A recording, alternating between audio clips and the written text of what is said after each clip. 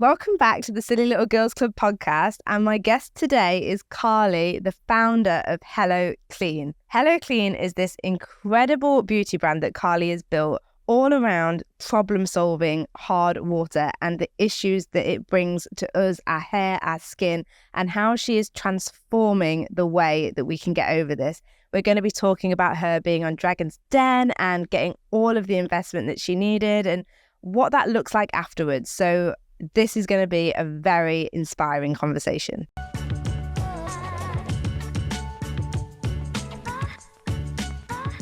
Welcome to Silly Little Girls Club. I'm so excited to have you here, Karlee. Thank you so much. Really a big pleasure to be here. Yeah, I know for background, obviously, we've been working together on a few things with your rebrand and relaunch, really, of Hello Klean. And I just couldn't think of a better guest. Like, your story is so inspiring, and I think it'll be really nice for people to know more about what goes into building Hello Klean. Thank you. I'd love to share. Yeah. So I guess the first thing is, like, what is Hello Klean? How did it come about? Because it's such a niche product, really. And I just think it'd be really nice to hear from you, like, what brought it about? Yeah, so Hello Klean, we make beauty solutions for your water. And I founded the brand 4 years ago when I was still living in Berlin in Germany. And it came a lot from my own personal struggles because after I finished uni, I had lived and moved and worked in a couple different countries. And for every single time that I relocated, my hair and skin was really just not having it. And as we also talked on the panel, what was really like getting to me is that every time I moved, the symptoms would be different. One place I would have rashes on my feet every time I shower. And then there would be the time when I was living in Dubai and I would just wash my hair, put my finger through the strands and notice that it's falling out a lot more than usual. So, of course, I panicked. And then I was like, okay, maybe I'm like deficient on my vitamins. The thing to think about is like, what's wrong with me? But it's not you. Yeah. And then I was like, okay, then maybe there's something wrong with the shampoo that I'm using. Maybe like my hair is not acting well with, the dryness in the air or something. So I switched my products and then nothing was really like fully fixing it. So then I went to like a trichologist, dermatologist, and then learned that it was finally, the water that was impacting my hair and skin. And then once I learned that it was, water and hard water, which is essentially water that's rich in minerals such as calcium and magnesium, I started to look for a solution for myself. So I was like, okay, what are the options out there? And the main one was, okay, let's get these humongous industrial systems fitted into the house. That wasn't an option because I was renting at that time. So I don't think my landlord's going to like that. Bring in this massive machine, but you have to build it into the wall or else it's just going to be like kind of sitting in the side. And then the other option was if you go on Amazon, there would be a lot of like those filtered shower heads with the beans. And coming from a beauty background and also being a beauty consumer, I felt like that just didn't resonate with me. The entire user journey wasn't trustworthy enough and it didn't make me feel good to buy. And then the last option was then kitchen DIYs, like using baking soda, using ACV and just kind of like diluting it and getting rid of the buildup. And I was like, okay, why is there not a product that, people like myself can enjoy using and just actually help with the issue? So that's kind of how Hello Klean came about. I wanted from day one to make hard water, which is affecting so many people, into something that's less industrial and something that's really easy to get. And also something that's people just enjoy seeing it in their bathroom. Yeah, I think that's what really strikes me about Hello Klean. It's like, it's accessible. So it's like, it's easy to get. You can just order it, but also it looks good. Like, the products look nice. The shower head is nice because, like you say, those water filter things are so ugly. And if you can't build them in, and they're so expensive. Yes. And I think this is such an accessible solution for people. And like, it takes a while to really educate people that, you know, hard water is a massive problem. And people, like you say, exactly like what you had, think it's their products, or they think that, you know, it's something wrong with them deficiently. Why does it take us so long to to connect the dots that actually it's the water? Yeah. I mean, we constantly use this phrase, it's not you, it's your water. Yeah, I And love it's that. one of those things where if you just try to break it down and not make it like very overwhelming with the education, people are like, oh, okay, it's me. It's more than just like lime scale or, you know, the stuff that's appearing on your kettle, but these are actual issues I identify with. Yeah, it's incredible. So you've got your idea. You've spotted that, you know, you need to take on hard water and tackle these issues. How do you go from like that idea to creating like a global brand? Like, how does that come about? It's constantly doing trial and error and making mistakes. That's reassuring to know. Yeah.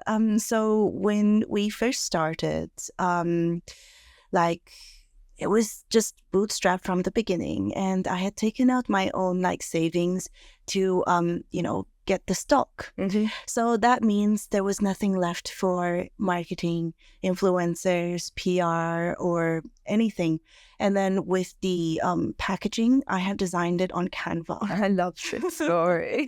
And then with the website, it was done on Shopify, which I like, thank God for that. It's such a good platform, right? Yeah. And then I was like, we didn't really even have a proper like budget to do photo shoot. So I was looking on stock image. Yeah. I was like, we need to find like some, you know, stock video assets of people like washing their hair. And then I'm like, okay, this can work. Let's combine it together, put some images of the products, make it into a website and start running ads. Yeah. And then, you know, in the beginning, it wasn't always easy. And I think what really helped kick things off the ground is we started with something called free trial. Okay. Yeah, because we're like, okay, we know the products works. We know that everyone who bought it are really like obsessed with the results. How can we get it into more people's hands? So we were like, okay, if the free trial concept is that you only have to pay for shipping. Yeah. And then if you're happy with the results, then we'll bill you 30 days later. Right. Okay. And then, so like for a lot of consumers, they're like, okay, this is a new brand. Haven't heard of this before. It's like risk-free for Yeah, so it's try before you buy, right? Exactly. But everything was just like pretty much done online. And I was like, let's make it a gamble and see, you know, what can happen. Is that not scary? It was really scary, but you know, at that phase, you're like, you have nothing to lose. Well, no, it's all the money that you've invested. Right? Yeah. But it's like, what could go wrong more than that, you know? Yeah. So we tried it, and then it really kicked off. And then that gave us, you know, kind of our initial cash flow then to, you know, invest into product development, marketing, and then, you know, PR and everything. That's insane. That's so, I mean, I've never really thought about like, you know, people doing that free trial. That's actually really intuitive. Like that is innovation in itself. Like it's incredible. Like what a gamble, and it paid off. Yes. And did that really spur people into like ordering it then? Did you notice a real uptake in? For sure. Yeah, because like when we were first launched and I was looking at the website and being like, okay, why are people not converting?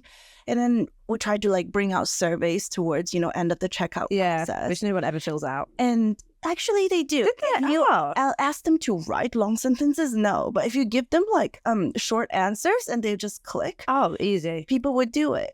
And one of the main like barriers was that they felt like it was too new of a brand. It was something different they haven't seen before, and they have issues trusting it. Yeah. And I was like, well, with trusts, that takes time to build, and you need like, you know, a lot of investment into PR, which we didn't have resources for. So I'm like, okay, let's tackle trust another way. Yeah. Let me give you something, gamble on it, and then if you're happy, then you stay on as a subscriber. That's amazing. And so that just really turned the point for your cash flow then, I'm guessing. Yes. And was that, did you start with the shower head and filters and then building products, or was it kind of all at once? No, so we started with the shower filter, the one that attaches under the tap. And that was the one with the free trial. And the second product we launched was clarifying scalp soak, which was an ACV infused treatment for the tackling scalp buildup. And it was kind of it was also a gamble because when things started to kick off, like a lot of our customers were like, "Oh, you should launch a drinking water filter next." And they were like, "It just made sense," but I'm like, no, I don't think so. I think it made sense from logic, but I think in terms of like vision for the company and dream, it was always going to be a beauty company, and that meant like tackling all of the hair and skin issues. And even if it's taking more of a risk launching into wash-offs with no prior experience, it was something that we wanted to take. And I think one thing I learned, because we did a panel for your relaunch, and one thing that I learned on that is that hard water isn't actually bad for drinking. So actually making a water filter, while, you know, filtering things out there is a big thing for that, but it's more the problems that it causes, the beauty problems it causes, right? So that's why I think, when you talk, it makes so much sense to me that to align with the beauty business, because that is the problem that hard water causes, especially for women. Like, it's crazy the difference that it makes. And I think, not doing a water filter just kind of makes sense, really, when you think about it like that. But I guess so.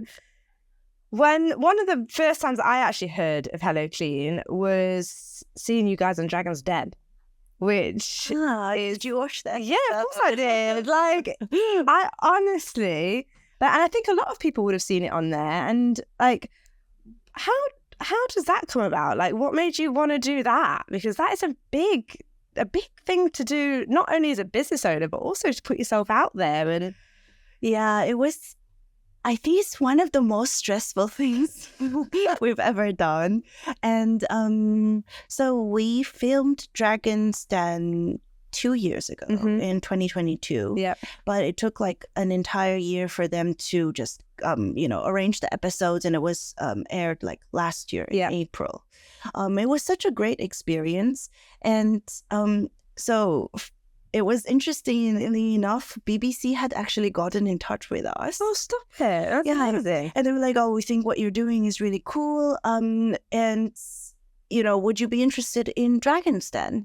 And I'm not from the UK, and I haven't watched Dragon's Den. Fine. I knew Shark Tank. Which is the American equivalent, I think. And then she was like, do you have time for a call? I'm just going to ring you. And I'm like, yeah, sure. And one of the producers called me, and she starts immediately like asking like very specific like numbers questions. Oh God, like, I don't know about you, but I'm not a numbers person. At first I was like, I'm not a numbers person. And the second one, I was like, is this like a scam? Or something? And then I even asked her that. I'm like, sorry, but I really don't know you. Can you like send me some documents just to verify? So I had the initial chats, and then my partner and Omar were just like, okay, well, it's a wonderful opportunity, and let's go. And so we started the due diligence process that took a while and a lot of preparations. We had to pitch it to the producer and then their entire team, so it was 2 rounds. Oh my God. And then it's one of those things where you feel like, I memorized my pitch, and I feel quite okay with it. I had sticky notes all over my apartment, grouping questions based on color. But when you walk into the den, it's still really stressful.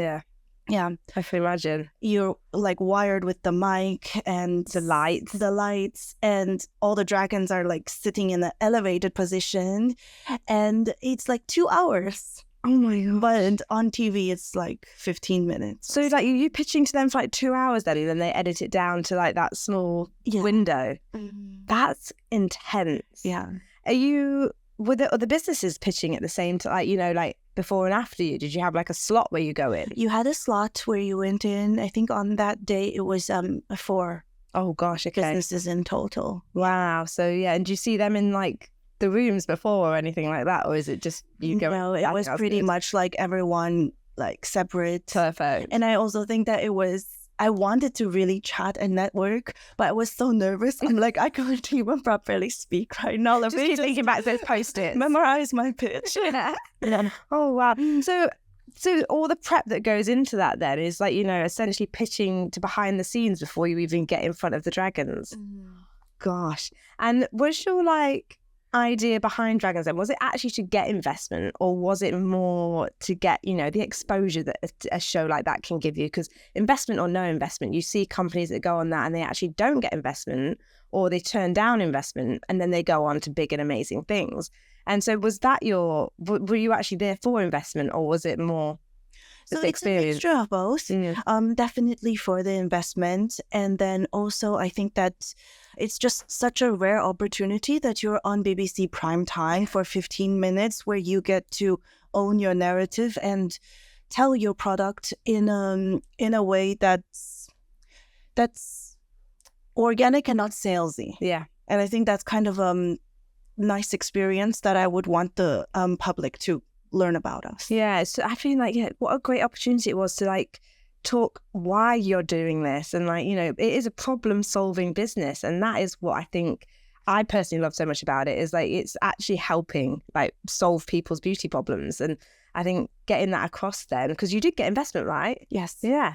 We got 3 offers from Deborah and Tucker, as well as Steven. Wow. And then we chose to go with Steven. We agreed on with a deal on the show. Wow. Oh, that is incredible. Did you think that you would did you go in thinking, you know what, I actually have got this, I can get these on board?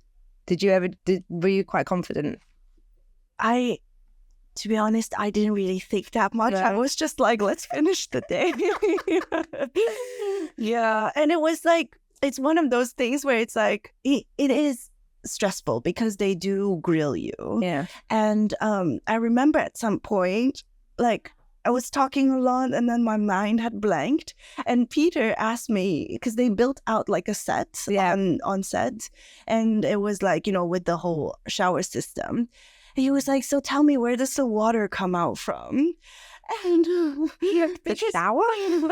And because it was just my mind had completely blanked. And I was like, well, there's no water that comes out because this is fake. And he was like, and I was like, I'm sorry. I'm just answering things very literally right now. Because this is a set, duh. Yeah, but luckily they didn't air that bit. I could say for the bloopers. That would have been a great outtake. So I guess when you get these offers, did you go into it being like, right, if I get an offer from this dragon, or this dragon, did you know you was going to choose to go with, was it Stephen Bartlett you went with, right? Did you know, is that the one you wanted? Yeah, so they do ask you in advance, and who is your ideal dragon? And we had initially said Stephen. Oh my gosh, what did that feel like when you got the offer? It was like, oh my God, it's amazing, because it just feels like it's a great alignment, Yeah, it's like you put in all that work and all that prep, and then it's it kind of validating in a way, I guess. Was it I just feel like what an amazing experience that must have been, to be honest with you. And that's when you go, do they tell you there and then on the show that you've got the investment? Is it do they tell you live so they get the reaction and things? Yes. Wow. Oh my gosh, that's insane. The pressure that, I can't imagine it. I feel like you guys are so brave. Yeah, and there's a wall in the back, and there was some negotiations, and yeah. Oh, wow. And even while you're negotiating, you can feel there's a camera zooming in towards you, and it's she just don't do anything weird. He's fine. Yeah. So you filmed that in 2022, and then it ends in 2023. What happens after filming then? How does that turn around? When do you get your investment, and how does that part work? Because I feel like they never talk about that. Yeah, so after you finish filming the episode, basically you're directly connected with the Dragon's investment team. Yeah. And then you continue the conversation then. Wow. Yeah. Oh my gosh, that's amazing. And so do you feel like taking the investment has really helped catapult the Hello Klean business? Because I feel like now you're doing a rebrand and everything is looking, I think Greg, my other half, said, made shower heads sexy. Like, that's quite like, and it's true. But I mean, how much of the investment in having that, like, you know, broader team now as accredited to that, do you think? Yeah. So from our side, after the show had aired, like after a couple of months and some like, you know, back and forth between Stephen and the team, we actually decided that it wasn't the right match to continue further, because we felt like in terms of like Stephen, his more focus is on biohacking, while as ours is more on like beauty. So we're like, okay, you know, let's then pause this and then, you know, open the conversation when it's a more suitable time. Yeah. But other than that, like once the episode had aired, like our sales has like went up like 6 times. And it's just really amazing to see. And I had initially thought that, oh, it's just on the day of the episode and it would go down. But I think it's one of those things where it just continued. And then we're like also pushing it with, you know, ads and also like, you know, a 360 like marketing. Gosh, so like, that brand awareness alone just really helped. That is, I mean, and then you say you've got such a good product that works so well to the point where you're confident to do things like free trials in the past, and then, you know, couple that with the exposure, and I suppose it's the perfect storm, isn't it? Yeah, no, we're very lucky. Yeah, nice. I don't know. When people say they're lucky in business, I'm like, it's not luck, because like you literally worked for this and you had like an incredible idea and you executed it. And I think a lot of people, when I'm speaking to them, like they have these ideas, but they never get them to fruition. And I think that's the difference, isn't it? Is taking your idea and actually making it work and putting you all into it. And you get that with Hello Klean. Yeah, for sure. And I think that it's one of those things where it's like you can have like strategy and you can think and you can brainstorm all you want. But in the end of the day, when it comes to business, you just need to roll up your sleeves and do, especially in a startup environment. And I feel like you would get this. You just, I mean, you wear every hat in the beginning, don't you? Yeah. Like product designer for you, and then like marketing officer. Like it's insane, like the hustle that comes into like a startup business of any kind, be it product, being bricks and mortar. Like, some days, like even now, I'm a plumber some days. You know, that toilet's blocked, then no one else is going to fix it. I have to go fix it. It's just, you have to get on with it. And I think that's where some people can fall down a little bit, is they think that, you know, that's not my job. But actually, when it's your company, everything is your job. Right? You know, if there's leaking water, we all have to just go and mop it. Yeah. Can't be like, well, I'm going to wait like 2 days. Yeah, let's all slip on that. Like, that's it. And then it is your job, because then you've got legal counsel and you're being sued. So it's, it's quite something. I mean, starting, like, do you feel like having that like real niche gap that you spotted is like been a blessing or a challenge? I think I've only started to feel like it's a blessing like recently, because definitely in the beginning it was a lot of challenge. I think not everybody got it, and because not any similar product really existed. So when you're trying to tell retailers, they'll be like, okay, so what is this? Is this body? Is this hair? Is this tools? And then also like when you're trying to, like, for instance, even like from friends and family, like my family was like, no one's ever gonna buy this. It looks very strange. I'm like, no, it doesn't. It works. Yeah. Are they all converted now? They've tried it though. Exactly. And I think that's, you know, I really believe that human beings, sometimes we are very literal, but when you have the vision and you can show them what it can be, then people believe in it. But in the beginning, everyone was like, oh no, it's not going to sell. It's not going to work. Well, if it worked well, why is there nobody else doing that? That's nobody spotted it. Like, it's like, it's so funny. I feel like, because obviously you've got your co-founder who is a guy. How does that dynamic work? Because I'm always interested when like there's a female and a male like founders. Do you ever find that like, you know, more the serious questions are directed at him, and like, or do you feel like Because I just don't know, because sometimes it's like when you're a woman and you're really trying to push out a business, but then there's a guy stood there, it's almost like people's natural reaction to talk to them. Yeah, Find that. it's like they know their stuff. They're naturally gravitated towards him. And sometimes, I don't know if I'm being too sensitive or something. It just feels like, they're not fully taking you seriously. Yeah. If it's in a room with like other guys. How do you deal with that? Do you sort of interject and be like, I've got this answer, or do you kind of just let it happen? Well, like, okay, so between like me and Omar's dynamic, he looks after finance and operations, and I look after branding and product development. Okay. So we're kind of like very evenly You've got your lanes, right? So I'm really glad for that, because you don't have a situation where there's like too many cooks in the kitchen. Is that how you say it? Yeah. That's exactly it. Yeah. So that's good. And basically, like, whatever I do, he doesn't questioning it or something. But the only thing that we have disagreements on is budget. Because like, do you want to spend more? Please finance. And you're like, no, we need it for marketing. We're like, we need it. And he was like, but tell me, how is this, for instance, launch event? I'm like, yes, it's gonna do really well, because so and this and that is like gonna happen. Yeah. But I would say, to your other question, we are talking to like investors right now, like more like on the VC and PE side.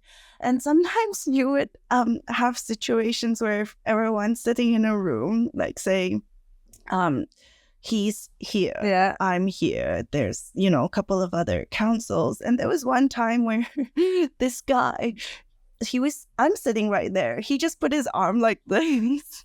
And we're like, excuse me. And and I was really upset, that day. But I also was like, I didn't want to make a big scene out of it. Yeah. But then at some point, I'm like, okay, if some guy is like that, it only just speaks to how he is. Yeah. It has nothing to do with my self-worth.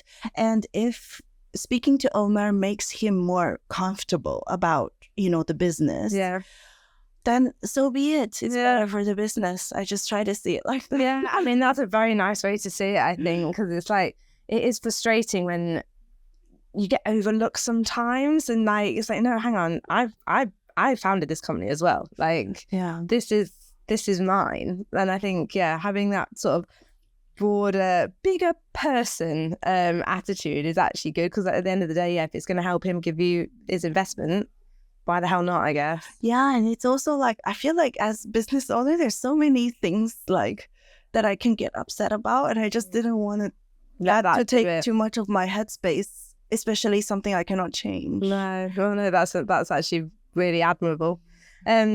So you're doing a rebrand, like, how? So we've gone from like your Canva design products, and now if anybody is new to Hello Klean, you need to check out the packaging, because it is next level. Like, I love that it's larger, so it's more sustainable. Like, it's beautiful. What made you decide to rebrand? Like, because obviously it's been going well up until this point as well. So why rebrand?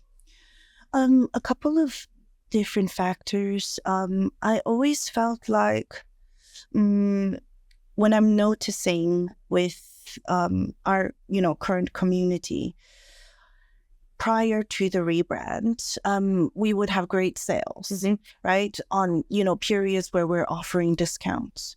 And that's great. And I feel like that's applicable to every single brand. But I felt like at some point it started to make me question, you obviously love my product, but you're only converting when I put out a discount. Right. So what's that disconnect? The disconnect that 20% is going to, tip the needle. And then I realized that when it comes to a rebrand, like, not necessarily everyone's going to say, oh, I didn't like the design or something felt off. But in the end of the day, with every experience, with every product, it's a feeling. And I just felt like there was that little bit of that feeling that wasn't there. But as we're already growing so fast, if we didn't fix that, that's almost like the foundation. Yeah. Then we try to do this 5 years down the line, that's going to be a lot more work. That's going to be just so much more difficult than it is today. Yeah. So I'm like, okay. So I told Omar, I'm like, we need to like scale back on marketing and really get the foundations right, because it isn't just a packaging update. It's about how we talk about ourselves. It's about, how we see the product line evolving. And once we figure that out, then the marketing, everything will just pay off so much more. Yeah, once you've got like something to really sing and like shout about, everything else kind of takes care of itself in a way, I guess. Yeah. Like I think it's a smart move, like to rebrand, and like it's like you say, if you're still on that cusp of it like growing exponentially and like building out the portfolio, sooner rather than later is definitely easier, isn't it, with a rebrand? For sure.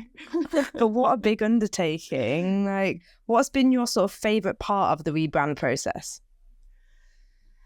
I mean, everything has been like amazing. We found like a very good a creative agency partner who came up with the visual identity, and it almost felt like everything kind of fell into place because the girl who did our tone of voice, I actually started to follow her on Instagram in 2019. What? And I was always like, I love how she writes. One day I'm going to work with her when I have money. And then when we're like, okay, we're going to do our, rebrand, let me try to reach out to her. And she's like, I'm also been like, big fan of you guys. So everything just really clicked. Yeah. So that was really fun. And it just felt like everything was seamless and nothing was like surprising in a jarring way or something. Yeah. So like it was aligned, like it was time.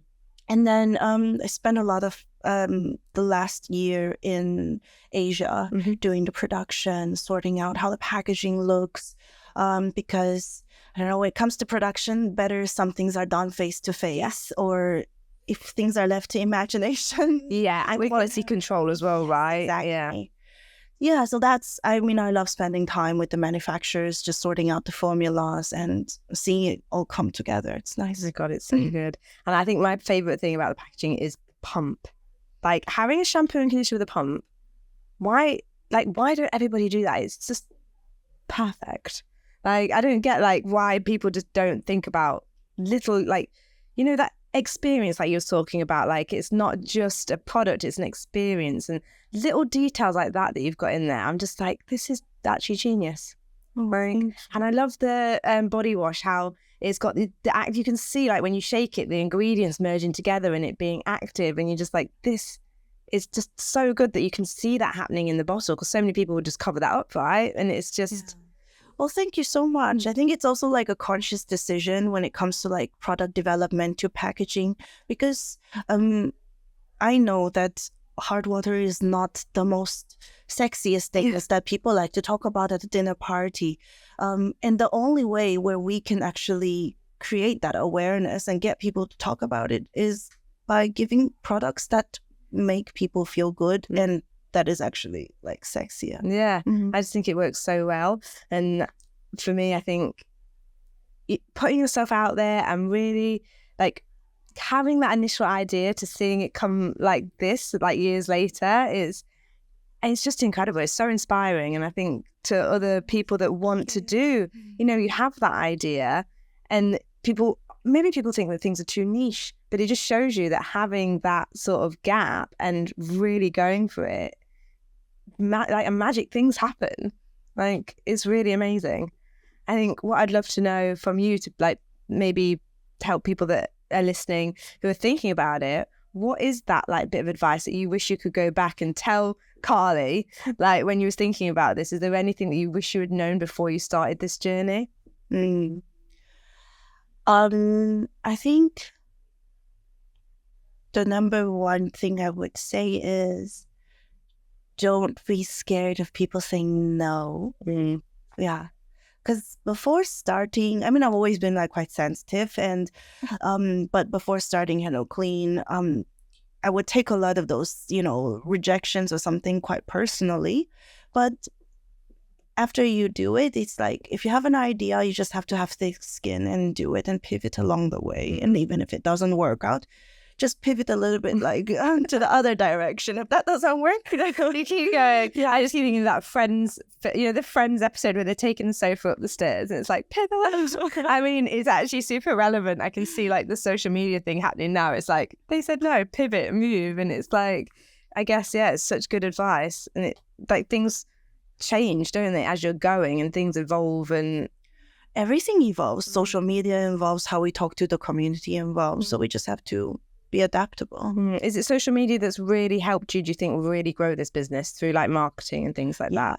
Yeah, for sure. Is that sort of like your biggest marketing avenue? Yes. Yeah. So most of our business is still direct to consumer today. And we just started bringing on retailers starting from like last year. Yeah, you're a Sephora now. Yes. That's really exciting. But I think social media is just, it allows you to own your own narrative. And like we were talking about with the pivot, you can constantly test and you can constantly gauge interaction. Whereas if we spend a lot of money and did an outdoor campaign, I don't even know how to measure that. I mean, of course you should do that when you're really, really big. Yeah. Well, yeah, we don't have a billboard in like Times Square one day or something. But I guess, yeah, the quantifiable, measurable, like tangible, measurable things of that, it's maybe footfall, I guess. I don't know, but at least with like digital traffic, you can measure it and see where to invest and where to pull back. Yeah. And I think, yeah, that's probably a really good piece of advice for people, isn't it? I guess, like, make sure you're keeping an eye on those sort of things so you're not, because I feel like people could waste so much money on digital marketing if it's done wrong. Yeah, for sure. And I think for us, like because we scale a lot like via ads, and with all of the ad content going out, we are always like, for instance, this year, Black Friday, 100 pieces of content, one creator, 3 hooks. Oh, wow. Just to constantly test. If one hook is not working, we switch to another hook. Yeah. And then based on that, we then adjust the brief for the next batch coming. Wow. My gosh, that's amazing. That is like, but again, it's like those sort of simple things and making sure you've got those measurables, they really deliver. Like, incredible. So yeah, it's been amazing. But I think, is there anything else that we want to cover in our little podcast? I think that's like, you're so good on podcasts. I feel like you've got the voice for a podcast, right? I don't know. I feel like I don't know. I'm always awkward. No, you're definitely not. Like, you're actually amazing. You're amazing. But let me just review these things. I want to make sure we got all our little things in there. I suppose the next thing to touch on is just drink water. Yeah, go. Yeah, of course you can. Like, what is next for Hello Klean? Like, we've got the rebrand is happening, it's in progress. Like, what's the future for Hello Klean? So we have some exciting products lined up in the pipeline, but really looking to wait 1 year until that launches. So, with the rebrand, there's already many, new assortments, new products. We really want to use this experience to just really connect with the community. Yeah, gosh. And then, yeah, I love that. So you feel like your model is quite adaptive and reactive. So you listen and then like act on what you hear, I guess, from the community. Yeah, I love that. Amazing. Well, thank you so much for being one of our very first guests on the podcast. Thank you so much. While I have you, it would really help me out if you could just hit follow or subscribe, depending on which platform you're getting your podcast from, and I can keep bringing you these amazing conversations with these incredible guests. And yeah, I will see you next week on the Silly Little Girls Club.